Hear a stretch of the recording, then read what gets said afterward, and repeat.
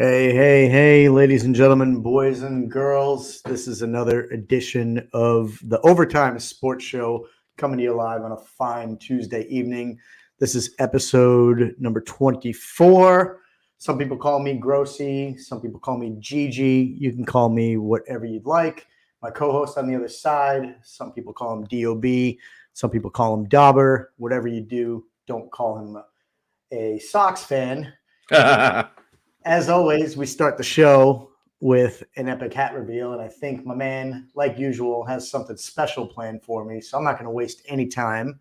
Dan, floor is yours. Yes. Fresh off a great weekend that we had. We'll talk about that later in the show. But without further ado, I got special stuff, so I'm going to go black here for about 15 seconds, and then I'll be right back. Anticipation is killing me. I wish we had this set up to do a little bit of a drum roll. But Dan's going in the dark for a minute, and then he's going to do this reveal. Can't wait.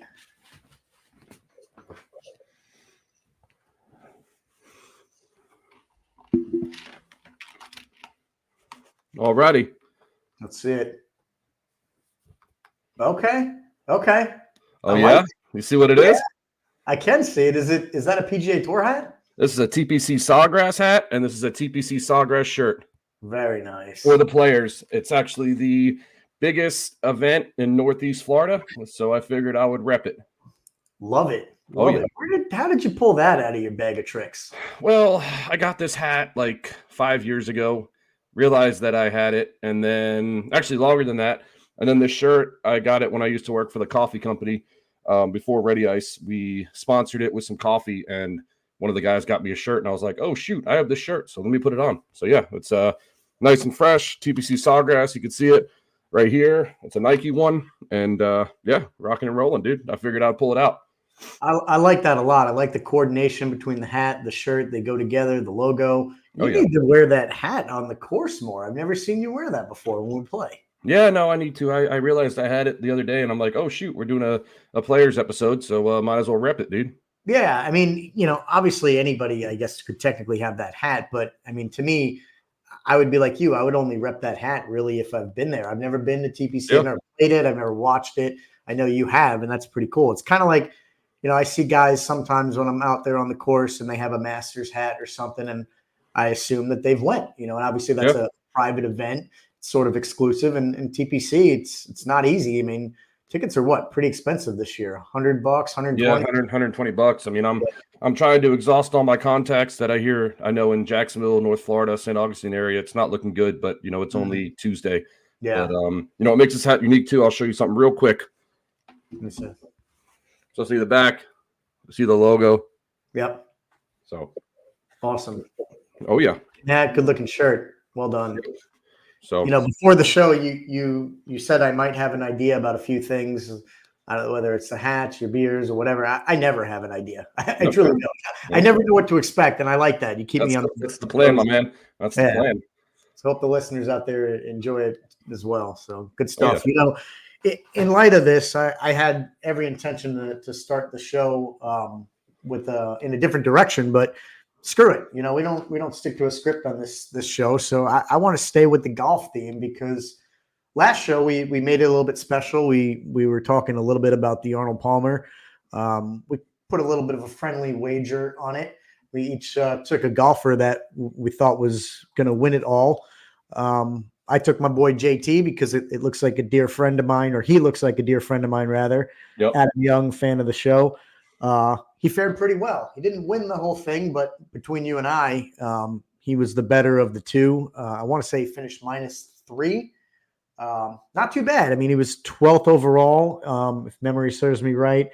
And he was really in the running for a little bit. There was just a couple guys who were exceptional, and we'll get to them in a minute. But I guess I get bragging rights for a week or so because my boy was a little bit better than yours. You had Hovland, who, was in the mix for a little bit. I think Saturday, both of our guys were tied. I want to say they were 4 under. Yep. Was setting up for a pretty good final round, and your boy Hovland just kind of fell apart. I don't know if you saw anything that actually happened to him, if he had any water shots or just wasn't playing his best golf, but I think he finished +2. I did see this one golfer. I don't know why I brought this up. You maybe bring it up, but somebody shot a 12. I don't know if you saw that. Did you? Oof. Oof, I didn't see that. Who was that? I knew that was going to come out. Player a 12. Wow. I'm sure it was a par 5, hopefully. Jake Knapp. Okay. Shot a 12th on the 6th hole at the Arnold Palmer. They called it a SIP textual or something. Hold on. They had a name for it. It was something odd, funky. So he finished dead last of the guys who made the cut. Yeah, Jake Knapp. Oddly enough, he was even on the final round. He was even in round 4. Yeah. So maybe he shot his 12 in round 2 or 3? A septuple bogey. SEPTUPLE bogey. That's what they call it. A septuple. It had to have been round 3, I'm guessing, because if it was one of the first 2 rounds, he probably wouldn't have made the cut. Right? It was Saturday morning. So they said Saturday morning on hole 6. Yeah, he shot a 12. Wow. Yeah. I mean, it goes without saying, I would think, but you just can't have something like that. And it's just too much ground to make up because, I mean, him and, was it Sam Straka? I forget his first name, but him and Straka were tied for dead last, 57th at plus 12. And List was plus 10, just ahead of them.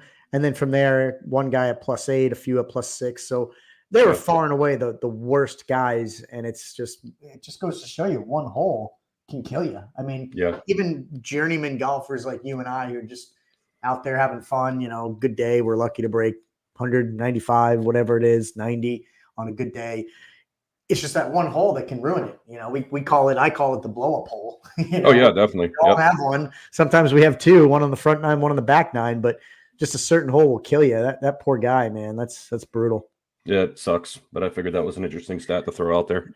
Yeah. So it was pretty cool. I enjoyed doing what we did. It just makes it a little fun to watch a golfer go through it. And they, Thomas anyway, was kind of in the running. Like I said, finished tied for 12th. There was a couple guys with him at -3, but how about Scheffler, man? Winning the whole thing, -15 in first place, and Clark second place, 5 strokes back at -10.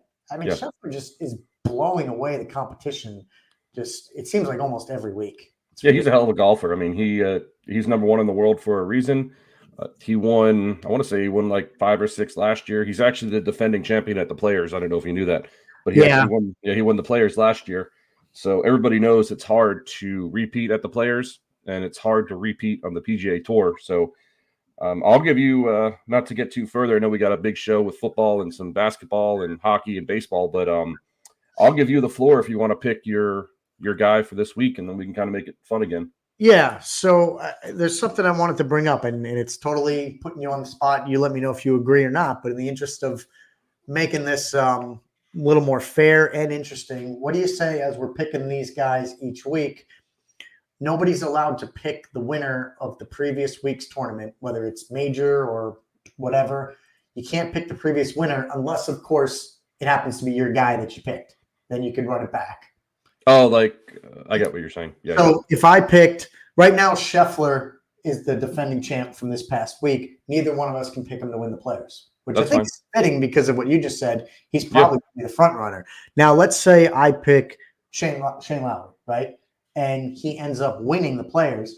I can go ahead and pick him the following week as well because he was my guy. Yeah, that works for me. Right? Okay. Yeah, cool. I like it. Make it a little. I'll give you the floor.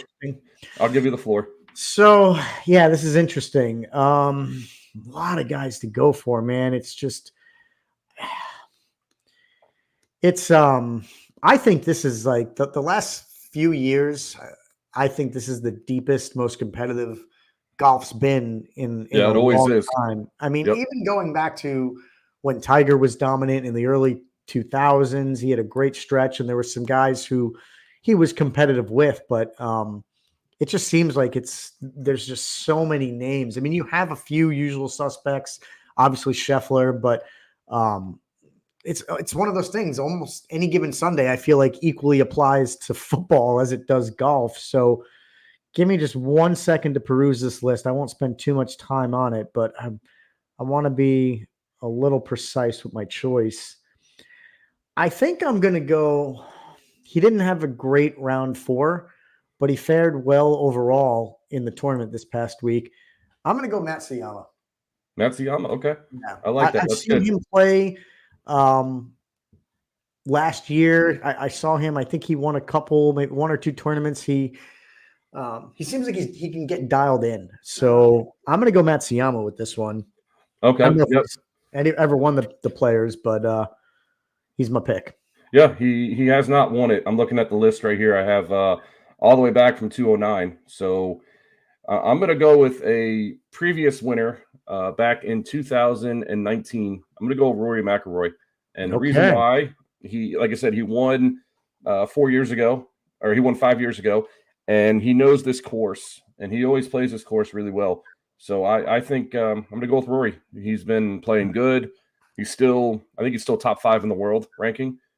Yep. And he's he's been kind of the face of the PGA Tour with all this live crap going on. He's kind of been defiant, and he's kind of said, I'm staying with the PGA Tour no matter what, and all these live guys can suck it. So I think it'd be really cool for him to win, especially since this is kind of like the PGA Tour's signature event because they call it the Players. Yeah. So I think he's got a little extra oomph, and I'm going to go with Rory.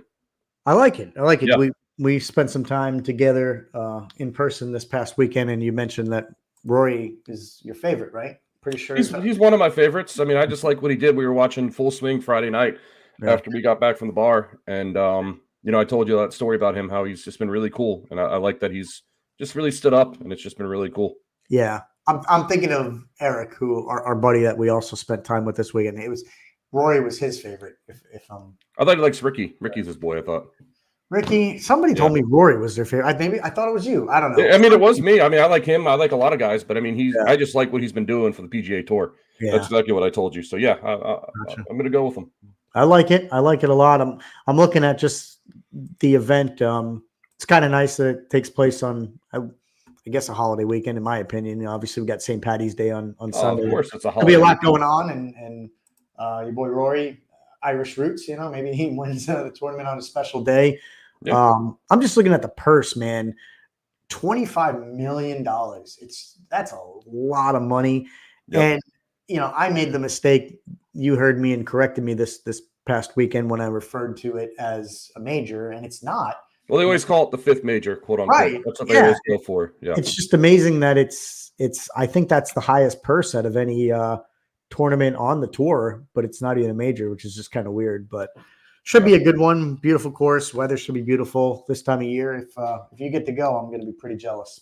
Yeah, I've been not to toot my own horn, but I've been 5 or 6 times, and you always go there and you always get a couple beers and just hang out by the 17th hole because that's a spectacle in itself. I mean, I've sat there for hours upon end and you just watch these guys hit it, and it either goes in the water or it gets close to the green, or like I said, it goes over. So it's a really cool spectacle, and it's fun because 16, 17, and 18 is one of the hardest, grueling 3 holes in golf.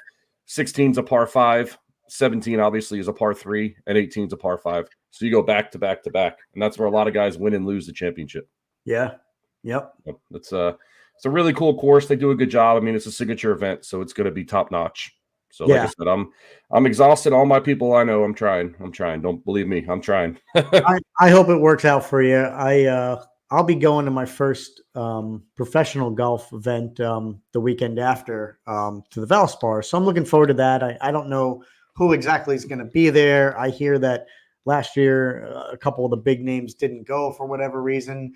Maybe everybody's worn out from playing the Arnold Palmer and the Players, and they want to save themselves for the Masters in April. I guess I could understand that to a degree, but it kind of goes back to what we mentioned. I think last show we spent some time on it about the point system. I think there should be more emphasis on getting these guys playing consistently and not have necessarily the option to just pick and choose which ones they want to play in. But that's neither here nor there. We spent enough time on that. So so it's going to be a fun weekend, and hopefully my boy Rory comes out. It's not to repeat myself, it'll just be a monumental win for the PGA Tour because like I said, he's been gung ho on it, and that's really, really cool of him to do that. So I'm pumped. Yeah, it's good stuff. I enjoy Full Swing too. That's a good documentary. I haven't watched more than I think the second episode, which you and I were watching. Have you watched more than it?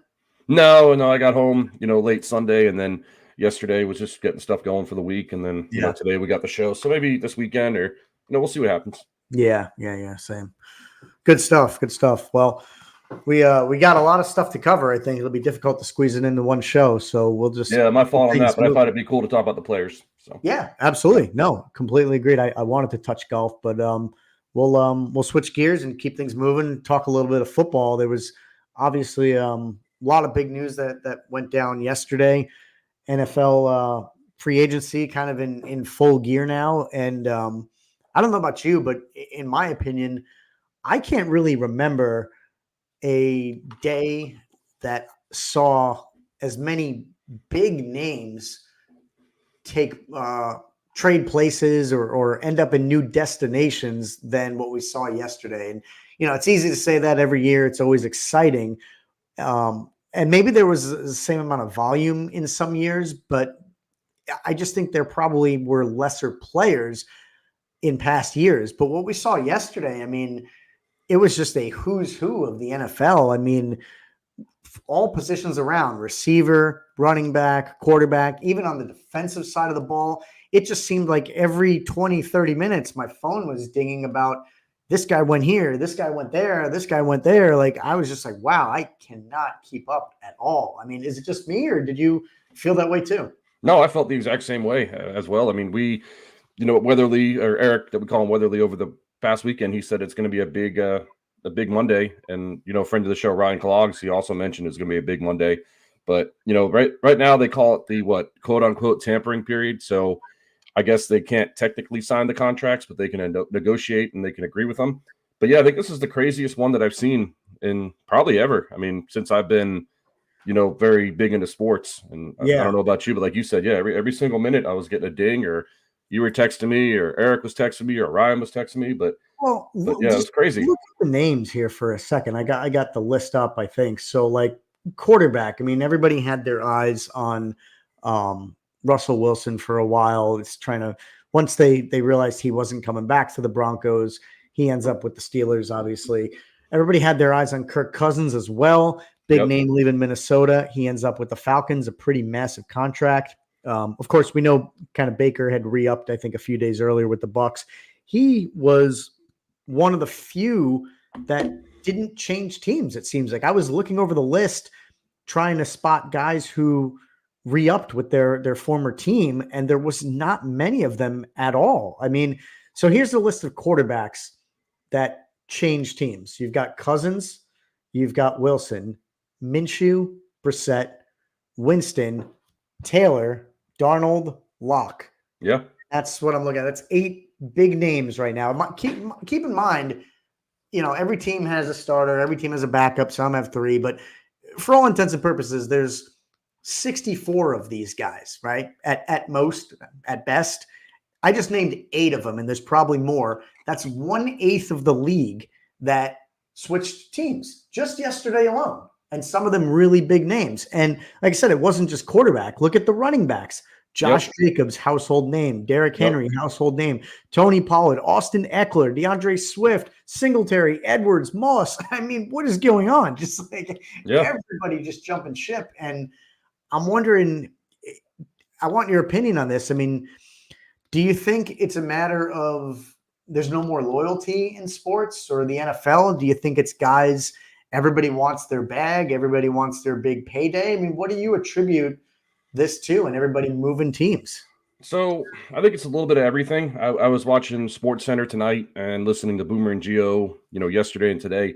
And if you look at these numbers for the running backs, they're a lot, but they're not that much. I mean, if you look at it, I mean, Saquon Barkley, 37 million, Jacobs, 48 million, Henry, 16 million, Pollard, 24 million, Eckler, 11 million, Swift, 24 million, Singletary, 16.5, Gus Edwards, 6.5, Zach Moss, 8, Antonio Gibson, 11. So a lot of these guys, what they were saying on SportsCenter is the reason why so many running backs got signed is because their number went down drastically. I mean, if you remember last year and the year before that, running backs are asking for 20, 25 million a year. And, the highest guy right here is 4 years. Jacobs getting 48 million. That's 12 million, 8 million for Henry, not 8 million for Pollard. What was it? about 11 and a half for Saquon. I mean, 11 and a half was the most money that got brought out by Saquon, the 3 at I'm, 37. I'm glad you brought that up with Yeah. Saquon, because I was sitting there looking over the exact same thing, the term and the dollar amount. And if you recall, if I recall correctly, Saquon was wanting 20 or 22 or something like that per year. Pretty ridiculous number. And he wasn't alone. There was other guys that were wanting similar compensation, but he ended up getting, I want to say 13, 14, 12, I don't know, somewhere in the 12 to 14 range, I think, is what he ended up getting from the Giants for 1 year when they put that franchise tag on him. And now I'm glad I'm not going crazy here, but I saw what you saw. I'm like, like 12 and a half. He was gone, and I knew we weren't bringing him back. I kind of said good riddance. So I'll be honest, I didn't really care where he ended up, but now we're doing the show and I'm looking it over, and I see that he signed 3 years, $37 million. I'm not it's like 12 and a half. Yeah, it's like 12 and a half or so. 12 mil. He's getting less than what the Giants gave him. So I think that's a huge twist of irony. I mean, he's got to feel. I personally, I hope he feels humbled, because in my personal opinion, he came off as a bit of a jackass. Yeah, he did. Negotiations. And again, not saying he wasn't alone. And I'll never fault someone for wanting their bag, but there's a way to go about it. And he made some pretty nasty comments about the Giants, which I also think was pretty incredible and awkward when he made those comments, because he made them before he had his contract. I think he said F the New York Giants or something to that effect. And then he goes and finishes the season with them last year. Like, if I couldn't imagine saying something like that to my employer or about. Oh, right. Yeah, exactly. You go to work every day. Like, just an awkward situation. But I thought it was really ironic that he ended up getting less per year than he was with the Giants. Going to be interesting to see how he does with the Eagles. He's when he's healthy, he's a bell cow. I think if he can stay on the field, he'll probably do well. But one of the reasons I ended up trading DeAndre Swift on my fantasy team last year is because it's just too much of a crowded backfield there in Philly. When you had Swift, Gainwell, Boston Scott, and then of course Hurts runs the ball. Run it. Yeah, exactly. When he's close to the goal line. So you got 4 guys that are trying to share the rock. What is Barkley going to do when he's on the team? So I don't know if he's going to be happy. Maybe it will work out for him because they can use other guys and Barkley won't be relied upon so much like he was with the Giants, and maybe they just ran him into the ground. I don't know. What do you think? Yeah, I mean, the same thing. I mean, we watched them. You're a little bit bigger Giants fan than I am, but I'm still a Giants fan. I still follow them just as much as you do. And we mentioned it last show. He just can't stay on the field. So, I mean, I don't know. I don't think he's going to have a huge year with them, but he played at Penn State, so maybe he's going to be going home and he's going to feel inspired because he's going to go back to the state of Pennsylvania. I don't know, but we'll see what happens with them. I wanted to touch on Kirk Cousins. I took a Facebook screenshot today. So I don't know if you saw his contracts and his guaranteed money from 2016 all the way to 2024. So I'm going to read off his guaranteed money, and then I'm going to read off a total. So 2016, he got 19.9 guaranteed. 2017, 23.9 guaranteed. 2018, 84 million guaranteed. 2020, 66 million guaranteed. 2022, 35 million guaranteed. And this contract that he signed yesterday, 100 million guaranteed. So that means from 2000 all the way through 2027, he's going to have 411 career earnings, and he has 1 playoff win in 12 years.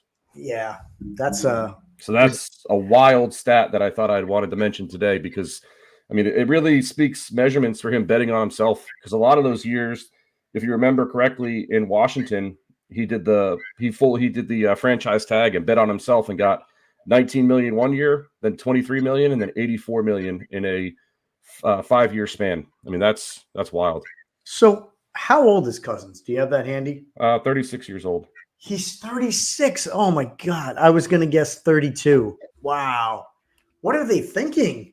And don't forget, that's not a young age. I mean, 35 that's years what old. it is. He'll be It's not 36 in at all. August. So when the season starts, he'll be 36. Yeah, so he's 35 right now. Yep.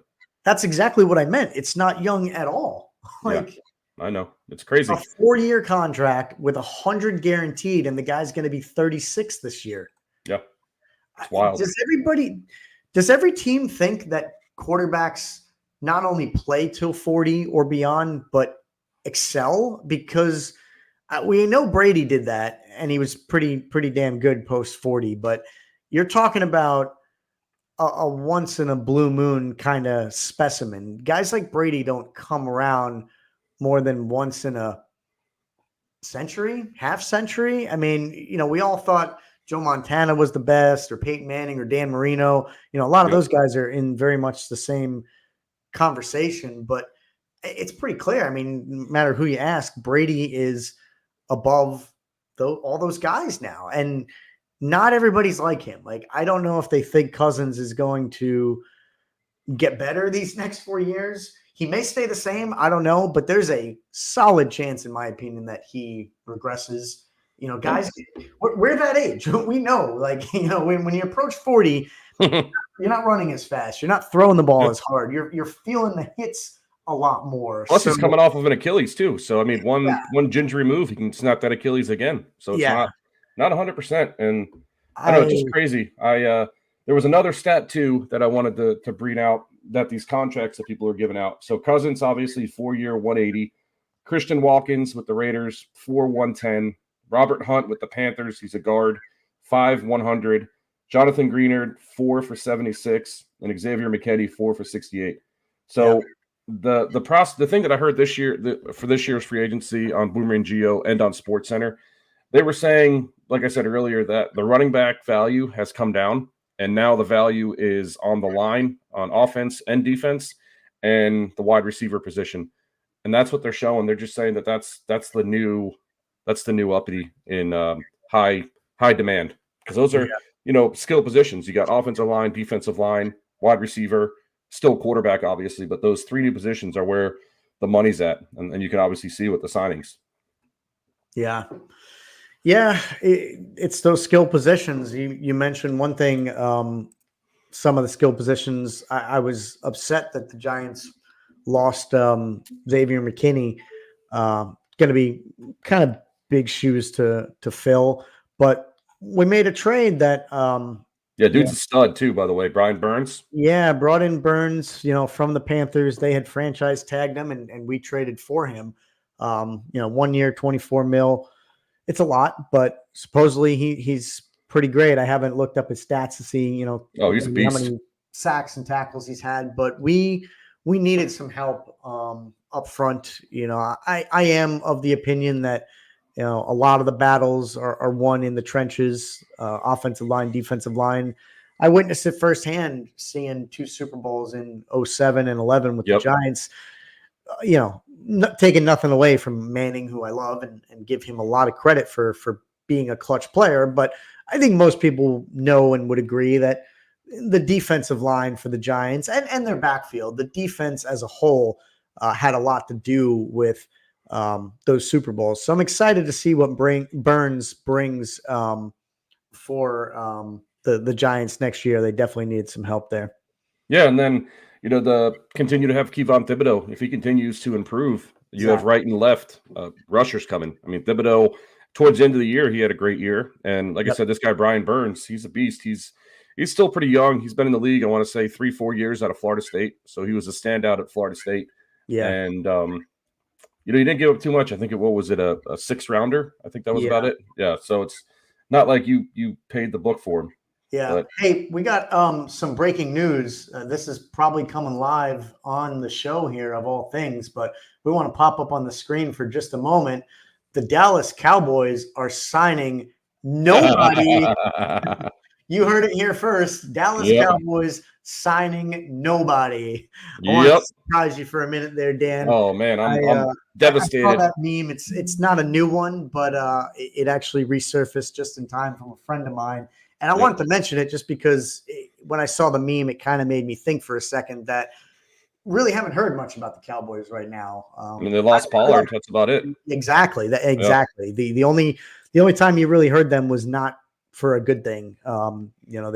Pollard was only really the lead running back, I think, for 2, maybe 3 years since Zeke's been gone, whatever that's been. Zeke was gone last year, his first year gone, but before that, about 2.5 years, probably Pollard was the lead. Right. Yeah. Hasn't been very long, in my opinion, and now he's already gone. So it'll be interesting to see what they do in their backfield.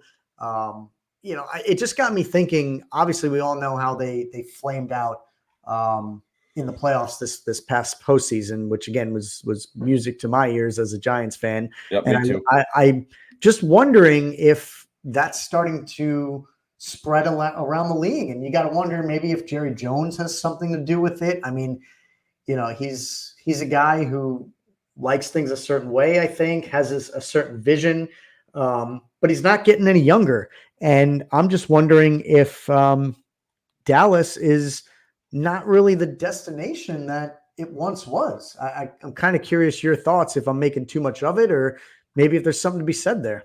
No, I mean, I think you're spot on. Look at what they've been doing. I mean, they had a coach for a long time in Jason Garrett, and then they fired him, and they've had Dak Prescott for 6-7 years now, and he's just been a mediocre quarterback. And pretty much his son Stephen Jones, he's pretty much running about 80% of that organization. Jerry Jones is still obviously, he's got his 20%, and he's still going to give his word in. But Stephen Jones, he's like the general manager and the president.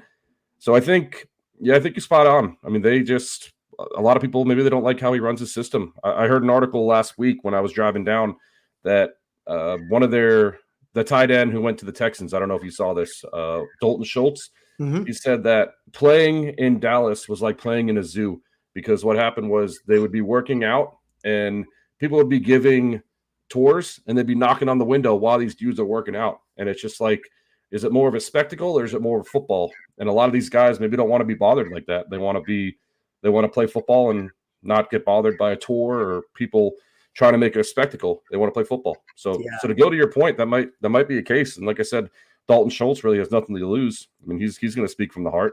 I believe that's what he said. I believe him, So crazy stuff. It is. Like I said, I love to see it. I love to see it too, man. It's I great. think the Giants are going to have a tough time next year. They still got a lot of work to do. We'll see what they do with a somewhat high draft pick. But it's nice to see that Dallas maybe is taking a step back too, because I think with Barkley going and wearing green now, we know how the Eagles started last year. They started out 10-1 or something. For most of the early part of the season, they were arguably the best number one. They came crashing and burning the back half of the season, which was also music to my ears as a Giants fan. But it's hard to imagine that. I think when the season rolls around in August, September, the initial feeling is probably going to be KC 1, San Fran 2, Eagles 3, or maybe Eagles 1, KC 2, San Fran. There's something like that. It would be my order based on some of these transactions. Yeah, so I remember a couple weeks ago when we did our after Super Bowl show, I said that we were going, early who we liked, and I said Kansas City for a third straight year, and I said that their key component would be re-signing Chris Jones, and they re-signed him to a massive deal. Yeah, I think he's now the highest paid defensive tackle, so that just goes on my point. I'm going to keep him number one, as you were saying. I mean, that was my key component was they had to re-sign Chris Jones, and they re-signed Chris Jones. Yeah. Interesting stuff. We're past usually the halfway point of our show. You want to take a little break and drink some beers? Yeah, let's do it, buddy. Awesome. Anybody out there listening live, Overtime Sports Show, we're going to take just a few minute break, come back with our beer segment, so make sure you stick with us. Yeah.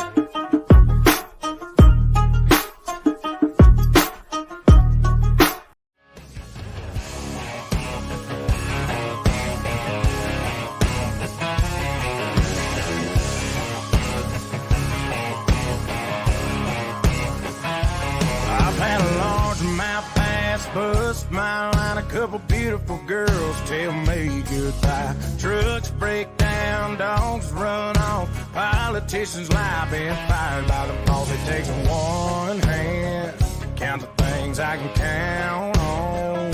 No, there ain't much man that ain't ever let me down. Long neck, ice cold beer never broke my heart. Like diamond rings and football teams have torn this boy apart. Like a neon dream, it just don't know me. The bars in this guitar. And long neck, ice cold beer never broke my heart. Oh, yeah. Sir. Time to drink some beers. Yeah, buddy. Yes, sir. Because of my notes that some viewers like your boy Jeff and Creason say I don't refer back. I do know that I went first last week, so I'm going to give you the stage. Okay. So I want you, this might be the best show that I've had spot on references. So you'll see when I show this beer. But just want to go ahead and throw it out there. So right here, what we got is Three Sons Brewing, if you can see. It's McGlory's. It's an Irish red ale for St. Patty's Day on Sunday. Okay. It's from Three Sons Brewing Company. It's out of Dania Beach, Florida. And I've actually been to this brewery with a friend of the show, Chris Dolan. We've mentioned him a bunch of times. And I was buying my beer tonight, and I was like, oh, shoot, St. Patty's Day is Sunday. Let me go ahead and get an Irish red. And I believe it's my first Irish red of the show. So I'm actually really pumped about it. But yeah, that something doesn't seem quite right about that because I had that Irish red several weeks back. No, my first Irish red. I know. I'm saying, how did I have an Irish beer before you? Well, because I did it, that's very special because of St. Patty's Day. Okay. So, and I got my TPC hat and shirt and an Irish beer. So I think it's the really good stuff here. But oh, yeah, look at that color. We know it's going to be better than your beer last week. That's a given. Oh, anything was better than that, dude. That one was brutal. Gosh, it was horrible. Yeah. That's got a nice color. I don't know if you can see already. I can. Definitely looks like a traditional red. Oh, yeah. Look at that. It looks like a Killian's Irish Red. You ever heard of Killian's Irish Red? I've had a Killian's probably within the last year or two. And I think at the time it might have been my first time trying them because I took a sip and I loved it. It was really, really good. So just off the nose, it's very similar to what a Killian's Irish Red smells like because going off of this, what it says, let me see if it's got a description. Yeah, no description, just says Irish Red Ale. So let me go ahead and give it a flavor sip. ABV. 4.8%. Okay. Oh, wow. You're going to give me a hard time with that one. You almost didn't say it. Man, that's good. Wow. That's an 8.3 right there, my friend. That is delicious. Okay. And I put it in the freezer too, so it's extra cold. Oh yeah. Wow. Okay. What was the ABV? 4.8. 4.8. Okay. That's delicious. Right. 3. I like it. That is delicious. I would definitely buy that again. I might get it again for this weekend.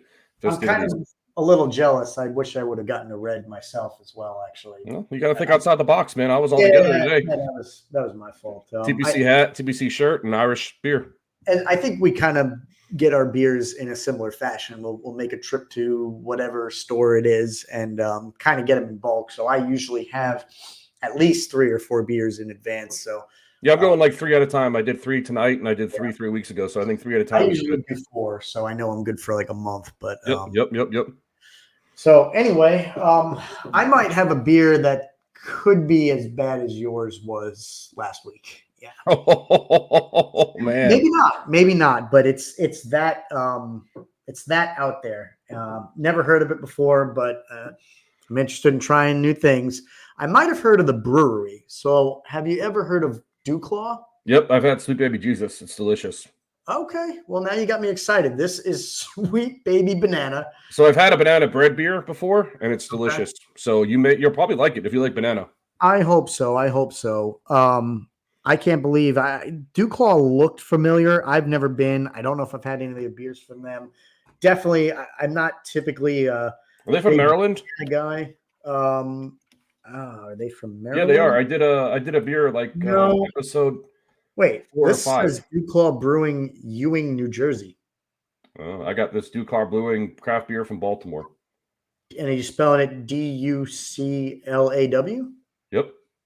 Oh, well, maybe it's just bottled at different place because this says Dew Claw Brewing Company, Ewing, New Jersey. But I don't know. Yeah, I'm trusting you. I mean, you knew of them and you looked them up. So, at any rate, this is a chocolate peanut butter banana porter, That sounds amazing, by the way. 6.2%. Yep, there it is right here. I'm looking at it right now. 6.2%. It's a chocolate peanut butter banana porter. It's got Chinook hops. It's a black color. The Sweet Baby Jesus is delicious. Look at this thing. Look at this thing. It looks like motor oil coming out of it. Yep, that's how the Sweet Baby Jesus sounds too, or is too. Nice pour. Really good cups, my dude. Wow, I don't even have to get close to it, and I can smell it. I can smell it. You're gonna be happy with this one, my I man. can smell it all. I mean, Yep, you're gonna be happy. peanut butter is just whiffing at me. The banana's there too. Yep, you should like it. Wow. All right. Well, bottoms up. Yeah, buddy.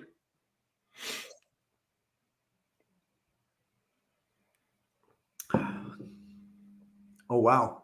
There you are. I had to give that to you. Wow, that is. I mean, it's everything they said. I told you it would be. They're really good with their beer, and they're really good with another prescriptive. sip before I try to rate it.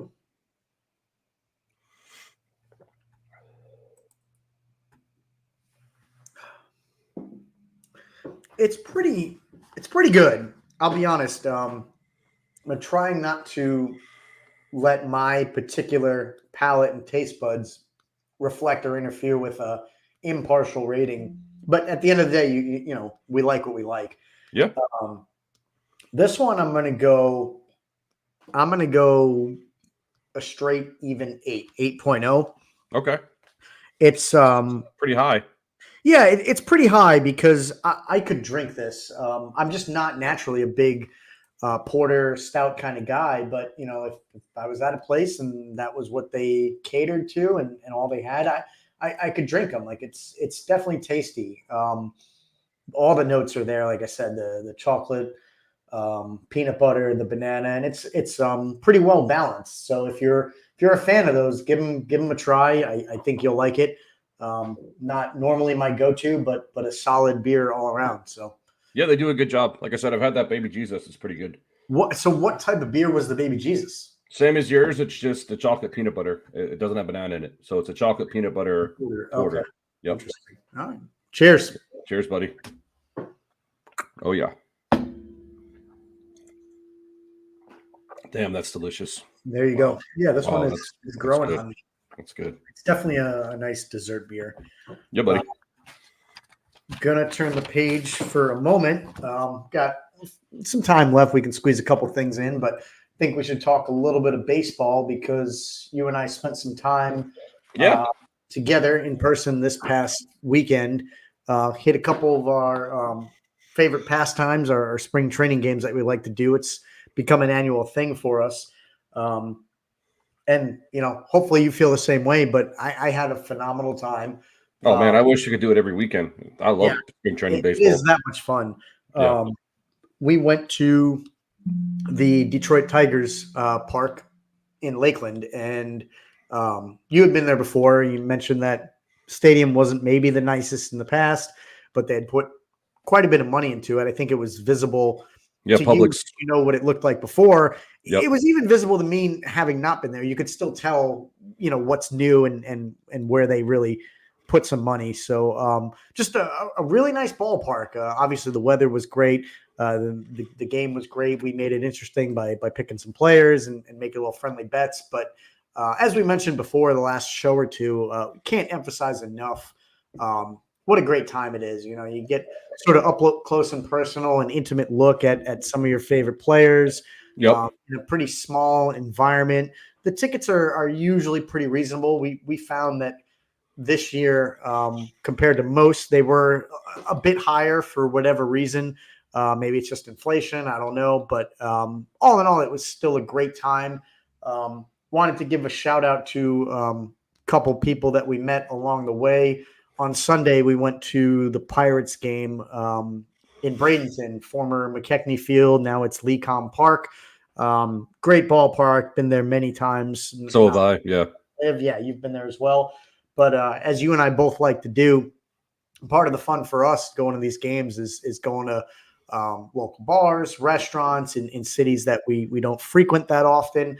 I've lived in Bradenton for a very long time and around there, so I know the area pretty well. But still, even me and for you, we were able to find a new place that I'd never been before. We were looking for a brunch spot, and we stumbled into I think they call it the quote unquote arts district in Bradenton.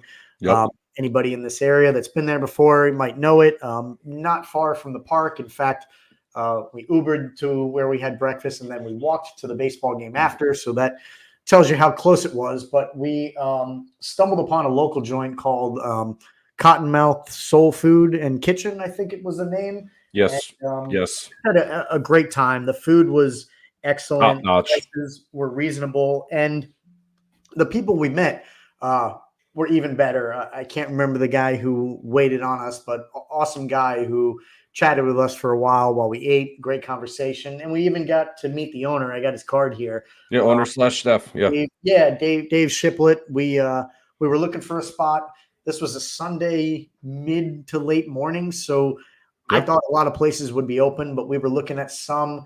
They weren't open on Sunday, which is just bizarre. They didn't open until Monday, Tuesday, or they opened at 11 or 12. We caught these guys just before they opened, and the owner was nice enough to let us sit out back while he was warming up the grill in the kitchen. Had a couple drinks. As I mentioned, the food was great, and the hospitality was even better. So big shout out to Dave Shiplett and Soul Food Kitchen in downtown Bradenton. It was an awesome time. And we also met Reverend Robert Reynolds, who was about to play. We didn't get to hear him live, but he was setting up his guitar and his stage. He does some traveling live music, and we got to chat with him while we ate for, I would say, a good half hour. Yep. We wanted to give him a personal shout out. Hopefully he'll be checking us out and listening to us. He said he was a big baseball guy too. Big baseball guy, big podcast fan. So Rev, we really enjoyed the conversation with you. If you're listening, it was amazing. We hope if you're on the road now, you're safe traveling to wherever you're headed. But we appreciate the conversation very much. That was awesome, Dan. That was one of the highlights. The baseball was great. Hanging out with our buddy Eric. On Saturday, meeting people like that, man, and just getting out, it's a lot of fun.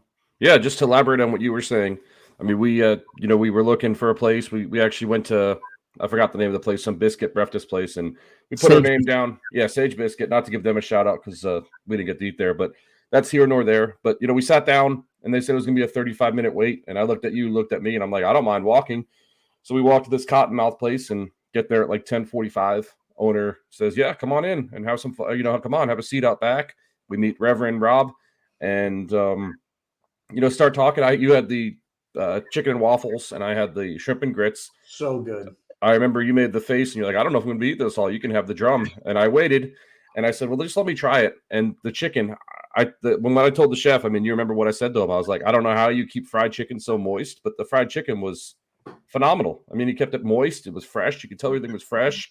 You could tell the grits were fresh. The shrimp were fresh. I mean, it was just really cool. And, you don't meet those type of people nowadays because everything is so, corporate, or people are kind of standoffish when they want to talk to people that they don't know. So really cool for him to come out there, and you could tell he was doing it cool. I mean, we didn't get to hit that taco place, but he also owns, what's the name of that taco place? Bird Rock Taco. Yeah. Yep. So he hits that. We'll give him a shout out on that too. But it was just really cool. And Saturday was cool too because we did Lakeland, and then we were able to go to a really cool brewery called Dissent, Dissent. Yep. And the cool thing about that is in Lakeland, Plant City area, they have the Strawberry Festival going on. So when we went to that brewery, they had 5 or 6 strawberry beers, and that was really cool to go to. So just hitting a lot of local areas and a lot of local spots. It was just really, really cool, really, really refreshing. And it just, like I always say, it's easy to be nice, and those guys were nice. We were nice, having a great time. Super nice.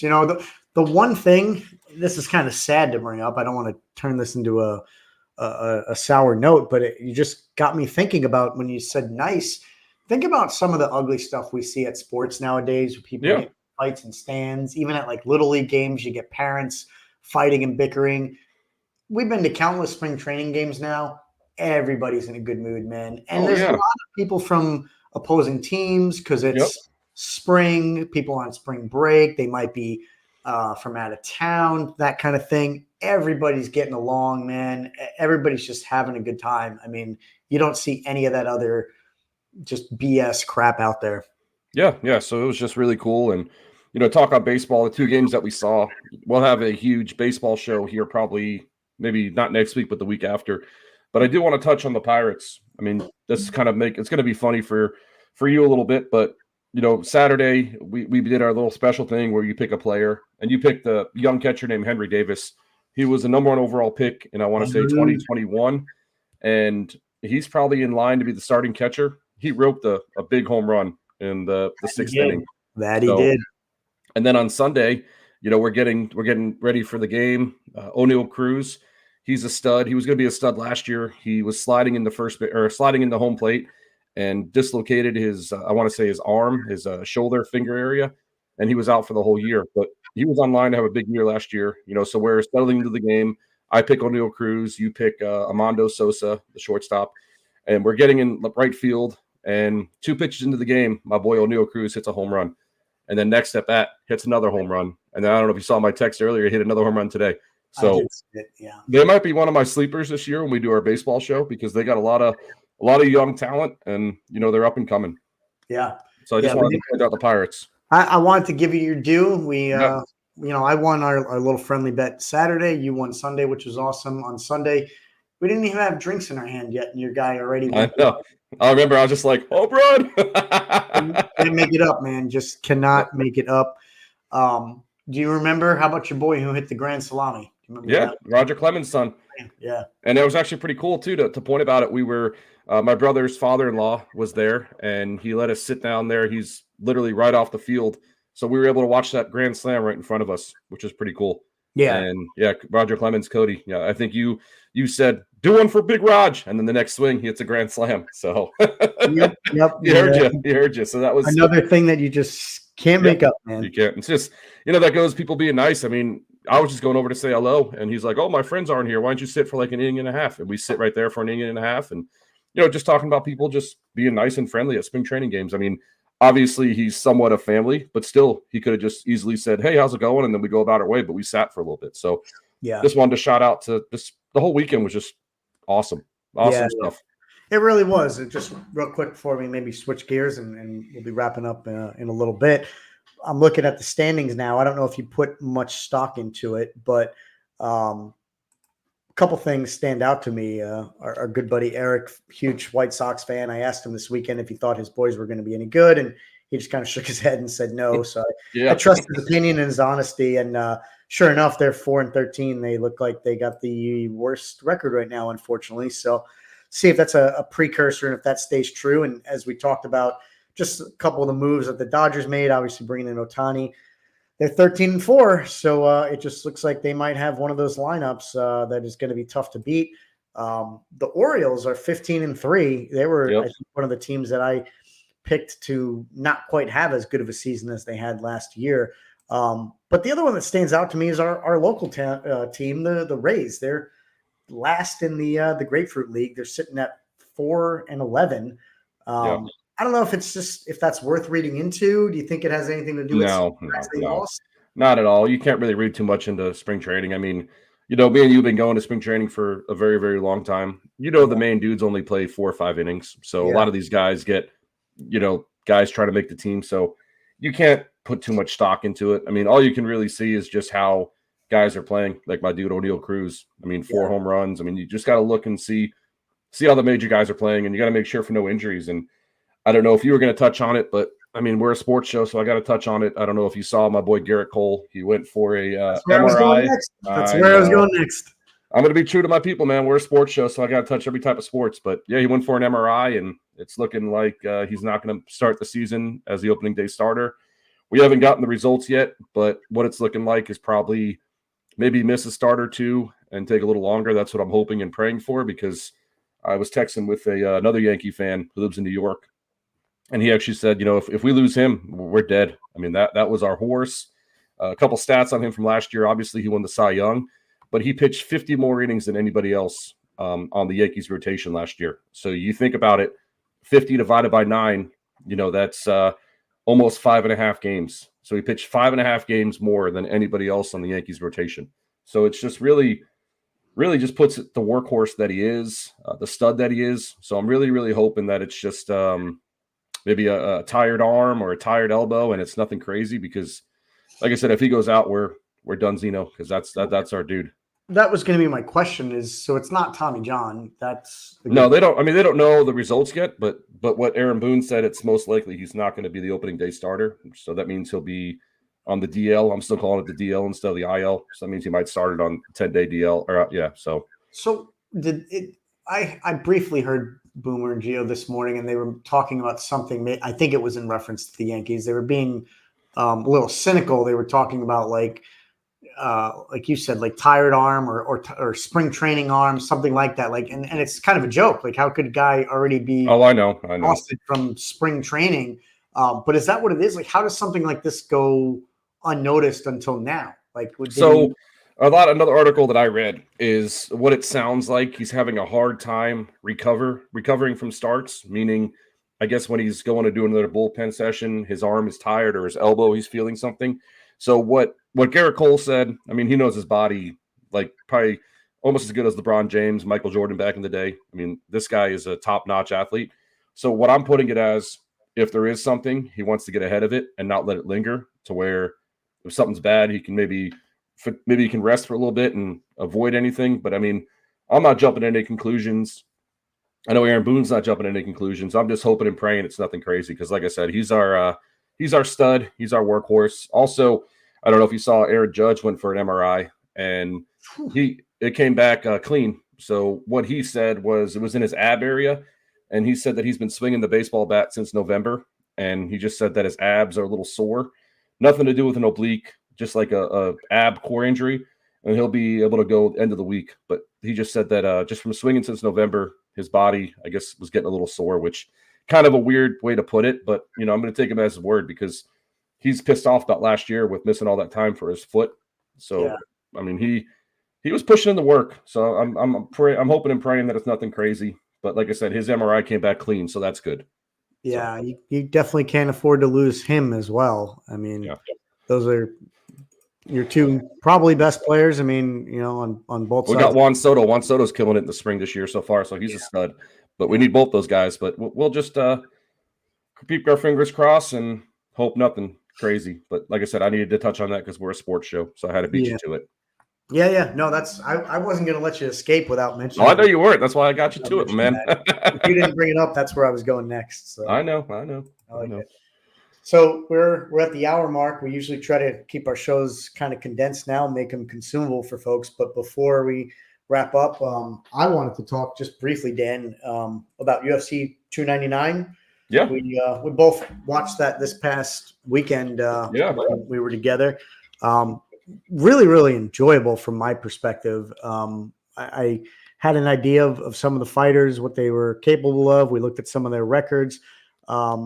I kind of called one of them. I nailed it last show. I talked about the Michael Page fight and Kevin Holland. Yeah, you did. And I was all big on Kevin Holland. Yeah, you were big on the 22-2 record. Or 21-2. I was looking at his record. Yeah, I mean, it went to decisions, so it's not like it was anything. That was a good fight too. It was a good fight. It was a good fight, and Michael Page held his own. It was pretty even, but Page came out victorious, so I was pretty happy with that.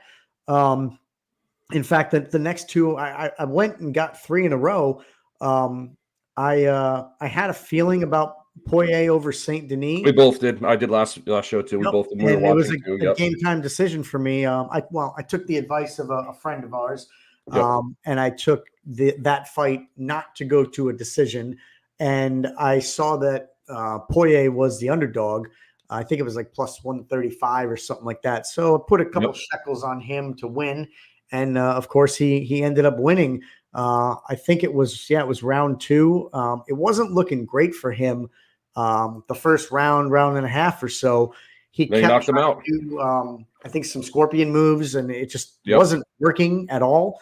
And he was not shying away from that. His corner did not want him to they wanted to change up the strategy basically, but he stuck with it.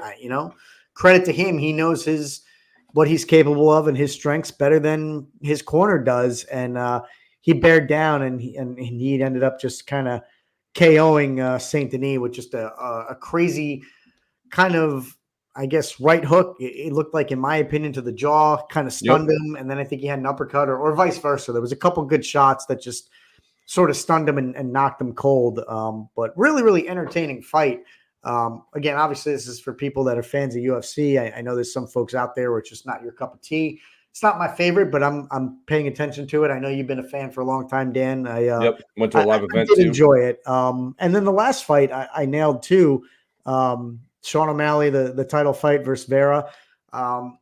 Really, really entertaining. It went the distance. It went to decision, and O'Malley got it, but he deserved it. It was just it was a show, I think. Even the announcers were saying it was sort of a clinic that he was putting on. I don't want to say he was toying with Vera, but he kind of had his way with him. It looked kind of easy for O'Malley. It didn't look like he was ever in jeopardy of getting KO'd. It didn't look like he was ever in jeopardy of getting submitted. He obviously didn't TKO himself. He didn't do that to Vera, but he was able to go 5 rounds, and it looked like it was kind of a formality for him out there. I don't know if you thought anything different, but that's just kind of how it looked like to me. I was thinking the same thing. And I mean, I mentioned this last show. We mentioned it on Saturday with Eric, also a big UFC fan. I mean, he was big on being 17-0. I mean, I told you the reason why he lost is because he broke his foot, and that's the only reason why he lost to Vera. So you could tell that he really wanted it. He wanted to, I mean, if he could somehow get back to undefeated, I think in his head, he thinks he should be undefeated because that broken foot, I mean, that's the reason why he lost the first one to Vera. But it looked like he just really wanted it more, and it was a really good fight. I mean, I've watched him fight. This is probably the 7th time I've watched him fight, and he really is a good fighter. He's the next big thing. I did watch when he said that he wanted to fly to Spain and fight that guy Tapora, who beat Volkanovski in 298.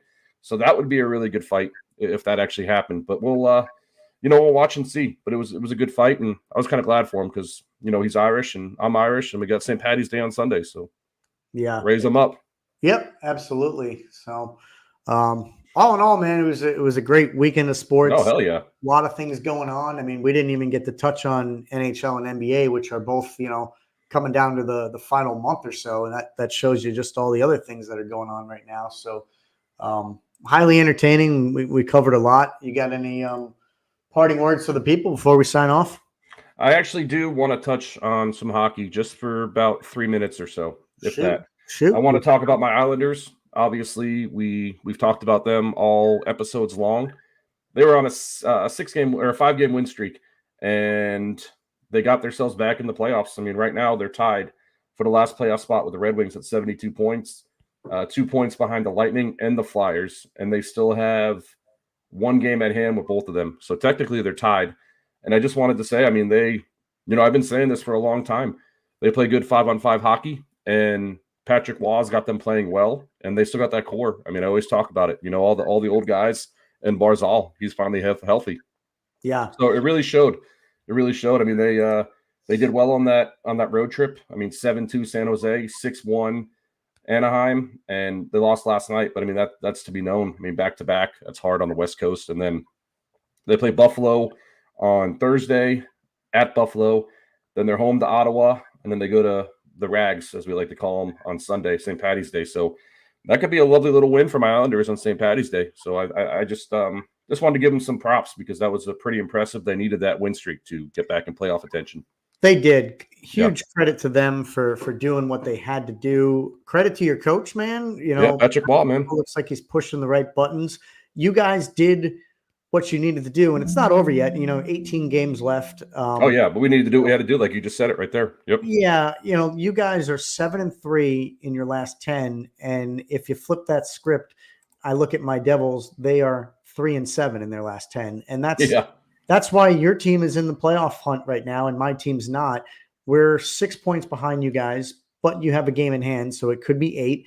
And if Yep. you think about maybe a month ago when we were talking hockey, I think Devils Islanders were pretty much neck and neck. I think we were up on you guys by maybe 2 points, 4 Yeah, it was points. it was something. like 2 points. Yep. Yep. And you leapfrogged us because you took care of business. I mean, you guys are playing well, and Yep. we're playing like crap. And it's just I'm real bitter, but you guys, huge credit, like I said, to the team.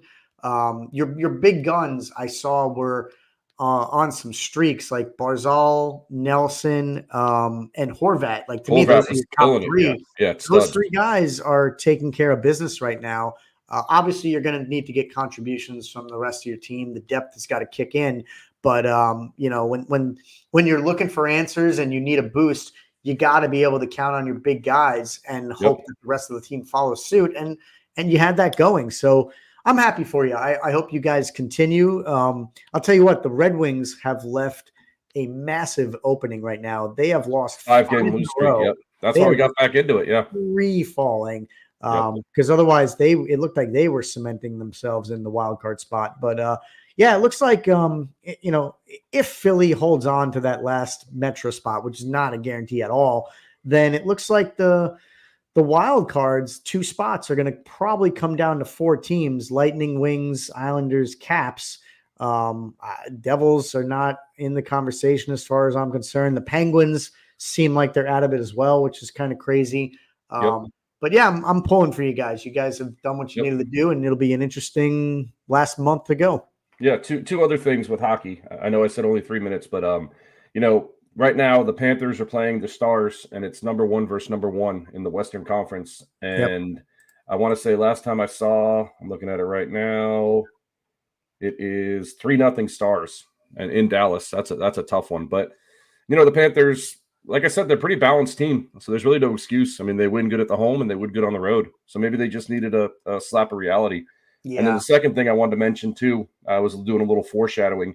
If somehow my Islanders slip into that wild card, they may be playing the Panthers. So, we'll see. I mean, blood over water. I got to go with my boys, but then I don't know. It's going to be a game time decision, but I got to go with my boys. Of course. I mean, it's one of those things I can relate. Devils played the Lightning back in 2018. Yeah, we went to a game. You were there. I wore my red. The Devils did not win that game. I was disappointed, but Lightning ended up winning the series. So Yeah. And I also said, I was sorry to interrupt you. I also said, friend of the show, Chris Dolan. Any hockey weekend games, pencil me in. I'm going. So yeah, that would be awesome. Think about the Stars before we sign off. So I don't play many games, video games these days. Haven't for a long time. But the one game I've always played, growing up, even as a kid. Occasionally now I'll pop it on for some entertainment. Is the EA Sports hockey game. I got the latest one, and I started the franchise mode. And I don't usually like to pick the Devils. I like to just pick another team I don't know too much about. And I decided to pick the Stars. And I progressed through the season quite a bit. I've gotten to know the roster pretty well, and it's just stupid the depth that they have on their team. Guys like Jason Robertson, Jamie Benn, Pavelski. Pavelski, Sagan, Dadonov, Duchesne, Marchman. Yeah, it's just absolutely crazy the depth they have, and they still have that one guy from the Bruins who's been there forever, but he's hurt. What's Tyler Sagan? Yeah, Tyler Sagan. Yeah, but he's hurt, but still, yeah. They've got on the defensive side, they got Heiskanen. I think they have Lindell. There's just there's a lot of guys that they have. So if you're a hockey fan, you shouldn't be sleeping on Dallas, obviously, because they're atop the standings. But it wouldn't be surprised me at all if they come out in the West and maybe are even hoisting the Stanley Cup come June. So didn't the Lightning beat them for their first back-to-backs? They beat them or the second. Was it COVID? They beat the Canadiens. Yeah, and then they beat the Stars. Did they just beat the Stars one of the years? They did beat the Stars. Second year. Second one. Yeah, that's what I figured. So, yeah, they've been around for a little bit. And, I mean, they got some teams. They got some players, I mean. Yeah. So, I think that's all I got, my man. That's all I got. Yeah, a little bit over, but we packed a lot into this show. Again, awesome time to be following sports, no matter what you're into or what you like, there's something going on, which is a lot of fun, and it makes it easy to do a show like this. So, Oh, for sure, definitely. always we hope we provided some good content. Appreciate everybody listening. Check us out and give us a thumbs up, a like on all of our social platforms. We could use the support. So Yep. that's all I got. Make sure you check us out next week. We'll see you in a week. But until then, hope everybody's good. Peace out. See ya.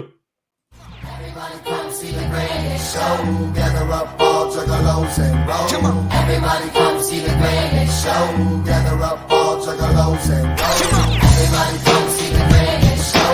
Gather up all juggalos and roll. Come on. Everybody come see the greatest show. Come on. Everybody come, everybody come, everybody.